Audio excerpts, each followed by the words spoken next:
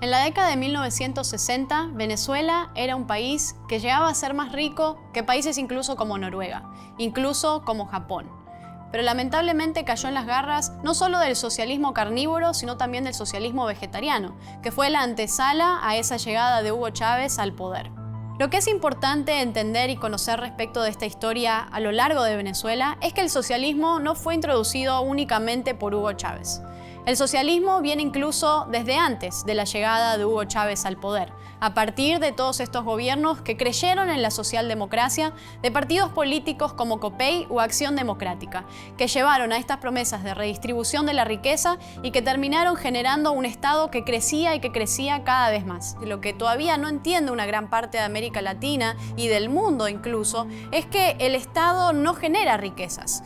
El Estado, para poder dar todos esos subsidios y poder hacer todas esas promesas populistas, necesita sacarle el dinero a alguien más. Tiene de alguna manera tres formas de conseguir ese dinero con el que va a hacer el populismo. Una, por supuesto, es la deuda, que la deuda nunca es buena para el país. Otra manera, por supuesto, son los impuestos, que terminan siendo una manera de asfixiar a los que contribuyen o un castigo al éxito, o de alguna manera los impuestos se han convertido en un robo a lo largo del mundo y de América Latina. Y otra, por supuesto, es la emisión monetaria, una emisión monetaria a partir de un banco central que siempre deriva en inflación, porque esa es la consecuencia primera de la emisión monetaria. Una vez que llega Hugo Chávez al poder, en el primer año de mandato toma ciertas decisiones para, por supuesto, avanzar y exacerbar todas las medidas que se habían tomado a lo largo de la historia venezolana, pero además agregarle un componente extra, el componente de la revolución bolivariana que venía con la cuestión previa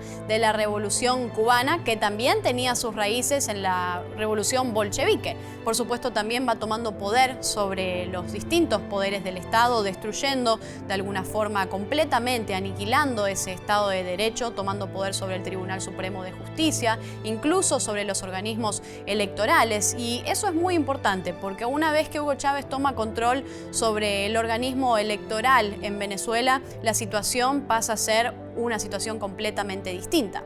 Stalin decía que los que votan no deciden nada y los que cuentan los votos lo deciden todo. Los gobiernos populistas a lo largo de nuestra región comparten también otra característica, que es el poder. El deseo ferviente por alcanzar cada vez más poder. Pero no solamente eso, también buscan mantenerse en el poder y además enriquecerse a partir del poder. Otra de las primeras medidas que toma Hugo Chávez es el intercambio de más de 60.000 barriles de petróleo en el primer año de gobierno con Cuba. Cuba, después de que recibe esos 60.000 barriles de petróleo, envía a Venezuela todo el aparato de inteligencia que forma parte del G2 cubano. Esto es importante para entender el rol que tiene Cuba dentro de la isla y dentro de Venezuela. Por supuesto, a partir de la toma del petróleo y de los recursos naturales y de las riquezas que tiene el territorio venezolano y que estaban en ese momento en manos del Estado y que estaban entonces bajo el poder y la decisión de Hugo Chávez, podemos ver la destrucción que hace sobre todo este tipo de recursos y todo este tipo de sistema a lo largo del territorio. En el año 2013, Hugo Chávez finalmente muere. Lo que hay que entender es que si Hugo Chávez seguía vivo, iba a pasar probablemente lo mismo que está sucediendo ahora. Venezuela es un país que hoy está tomado por las peores mafias criminales del hemisferio, por las peores mafias criminales de todo el mundo. Hoy en Venezuela operan más de 5 campos de Hezbollah. El terrorismo islámico tiene sus intereses en el territorio venezolano. Lo mismo sucede con las guerrillas marxistas de la FARC o incluso del ELN. Hoy, más del 70% del territorio venezolano está en manos de todas estas mafias y en manos de todos estos criminales. Venezuela, para salir de esta crisis terrible que está padeciendo después de estas 2 décadas de chavismo, tiene que entender que la solución es el liberalismo. La solución para Venezuela va a ser la libertad. Van a ser los mercados libres, la apertura económica, el capitalismo, las libertades individuales, el Estado de Derecho, la igualdad ante la ley y además la consolidación de la propiedad privada.